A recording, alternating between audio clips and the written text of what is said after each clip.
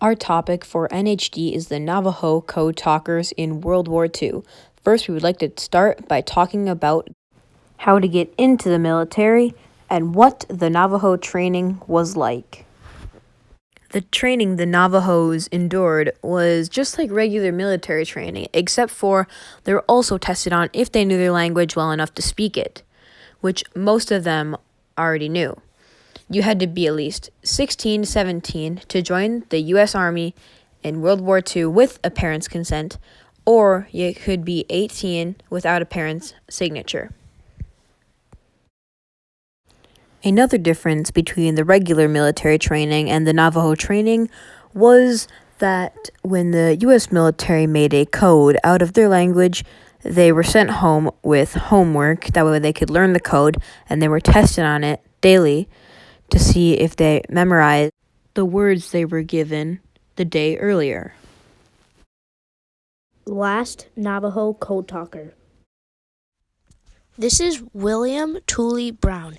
He is one of the last Navajo Code Talkers whose native language helped to outsmart the Japanese in World War II.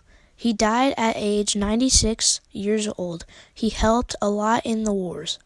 He knew a lot about the language that they knew. He was a good person to all his friends that worked with him to get all the information from the other sides of the wars.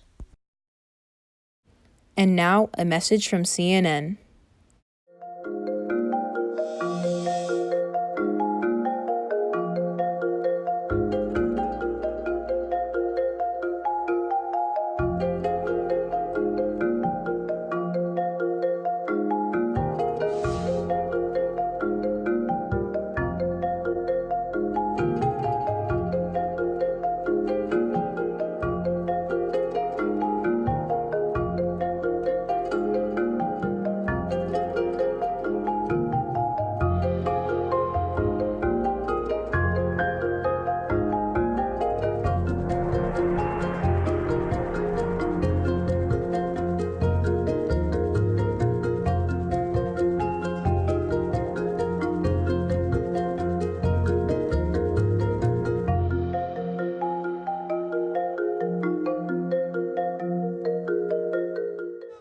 What a Navajo soldier would have to bring with them in the war. We are going to talk about the gear they had to carry. A regular soldier in World War II would carry a water bottle and ammunition, packages, spade aka shovel, ground sheet, haversack, which is a food kit with a mess kit and rations, and lastly extra socks and laces, a knife and rifle. Now that is just a normal soldier. The Navajo Code Talkers had to carry that, and if they were on the battlefield, they had to bring the radios with them. And these radios were not small. These were very big radios that would be as big as a backpack. A fun fact about the Navajo Code Talkers. Did you know that the Navajo Code Talkers have a Memorial Day every year on May 24th to represent what they did in World War II? Here's a video of the Memorial Day. Code Talkers Day, and the Young Marines are here at Veterans Park in order to prepare for the ceremony and parade alongside the Navajo Code Talkers. The Young Marines are getting ready to be in a parade to bring in the Navajo Code Talkers, and then we're going to have a ceremony in a wreath lane in order to honor them.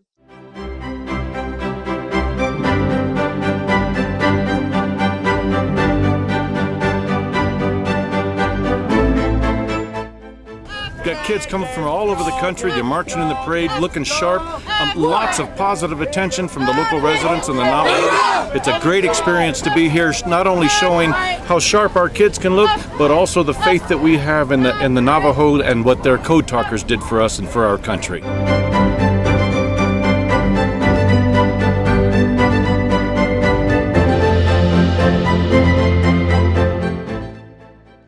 Good afternoon, Young Marines. I'm Young Marine Gunnery Sergeant Webb, and I'm here today with our National Young Marine of the Year, Young Marine Sergeant Major Lynch. Young Marine Sergeant Major Lynch, can you tell us what we've done today? Oh my goodness, we have done quite a bit. Early wake up, great breakfast, and we changed and we headed right over to the fairgrounds where the start of the parade was. It was about a 3-mile hike up to the parade, lots of honking, lots of cheering. It was a lot of fun. Once we got to Window Rock, we got to hang out a little bit, drink some water, chill out. Then we took pictures with our units, so that was kind of fun. We got to hang out with our people for a little bit. After that, we participated in a ceremony where we laid some wreaths, and the Young Marines were on either side of the sidewalk. They got to salute, and that was really incredible. That was a good moment. So can you tell me more about this wreath-laying ceremony? Give us some details. Why is it important? This wreath-laying ceremony we do every year at Navajo Code Talker, and it is a representation of our gratitude towards the Navajo Code Talkers and everything that they did for us in World War II. So 6 Young Marines and 4 Devil Pups all got to bring up a wreath, 3 wreaths in all. And it's this ceremony of basically humbling ourselves, bringing ourselves to the recognition and realization that these men risked their lives and gave their lives for our country. And this is just something small that we can do in order to pay them back and to show our respect for everything that they did. It's such an honor to take part in this historic event. Thank you for talking with me today and sharing your experience. Yeah, absolutely. Thanks for having me. This is Young Marine Gunnery Sergeant Webb, signing off. Why they could not learn the language. Why only the Navajo Code Talkers could be the Code Talkers. 1, there was not enough time to teach any other people beside the Navajos. The code is the amount of time. Secondly, it was basically impossible to learn the language without growing up in the different tribes.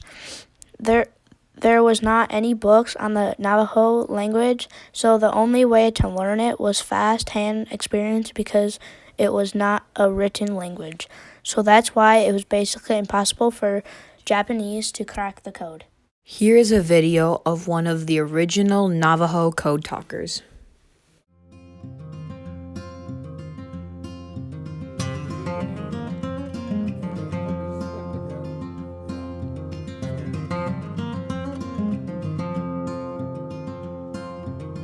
Served there for a little over 2 years, and stymieing the Japanese with our language that we had developed a code from that ancient language.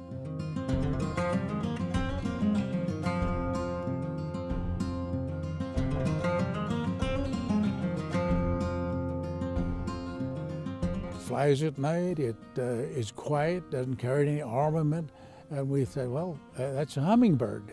So in Navajo, it was Dakitien, and that's hummingbird in the Navajo language.